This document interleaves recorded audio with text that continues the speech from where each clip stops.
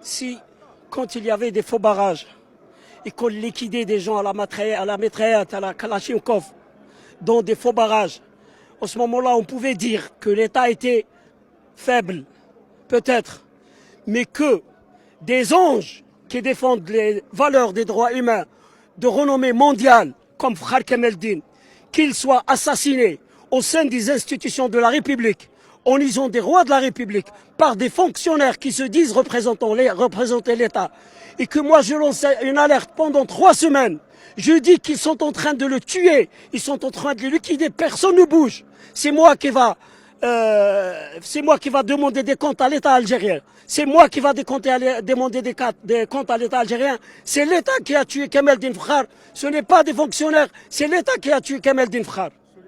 Pouvoir, assassin, pouvoir, assassin, pouvoir, assassin, pouvoir, assassin, pouvoir, assassin, pouvoir, assassin, Aujourd'hui, à la libération de ceux qui sont encore en prison.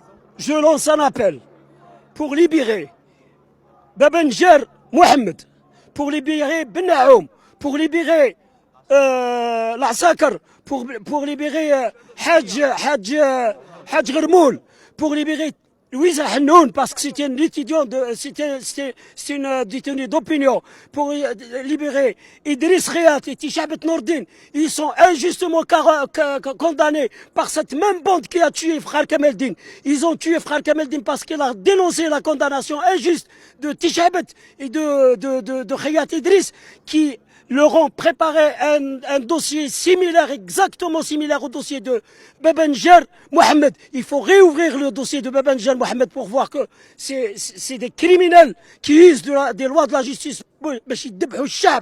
Il faut voir, il y a dans les institutions, il y a dans les tribunaux de l'Algérie, il y a beaucoup d'injustices à travers tout le territoire national. Et c'est l'État qui est responsable, c'est le régime qui est responsable. Je sais ce que je dis, qu'on a le régime. Maintenant c'est l'État. Je dis que c'est l'État. Pourquoi?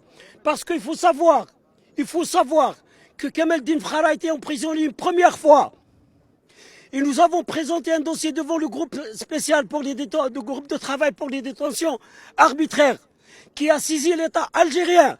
Il lui avait dit, dans une lettre qui est publiée sur Internet, il lui avait dit que Kemeldine Frère était injustement incarcéré et qu'il faut le libérer immédiatement. Mais il lui avait aussi dit qu'il faut apporter toutes les garanties pour qu'il ne soit plus jamais emprisonné pour les mêmes raisons. Mais c'est le même procureur général qui s'appelle Mohamed Ben Salem qui l'avait mis en détention la première fois sur ordre de Bouteflika, Gaït Saleh, Sellel, Ouihia et Tartag. Une réunion qui s'est tenue le 8 juillet, après le massacre de Legrara, où il y a eu 23 morts une seule nuit.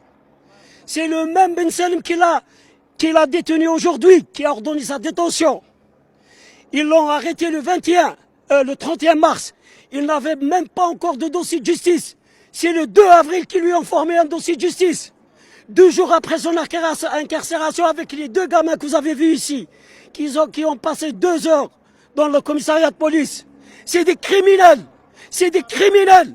C'est des criminels. C'est parce que l'État algérien a laissé faire. Si ce n'est pas qu'il a commodité. Donc il faut aujourd'hui juger l'État algérien pour le crime contre l'humanité qu'il a commis. En commençant par réouvrir le dossier de Mzab, mais pas par cette justice. Cette justice, moi, je ne lui fais pas confiance. Il faut que ce régime tombe. Il faut qu'il y ait au moins un accompagnement au niveau international pour savoir ce qui se passe au profond de l'Algérie, où il y a beaucoup d'innocents qui croupissent dans les prisons et qui meurent dans les prisons. Basta, barakat, mais les détentions provisoires. Ma cache détention provisoire. Ma cache, il ne faut plus que ça existe. Il y a quelque chose qui s'appelle contrôle judiciaire, il y a quelque chose qui s'appelle bracelet électronique, c'est largement suffisant. Voilà ce que j'ai à dire.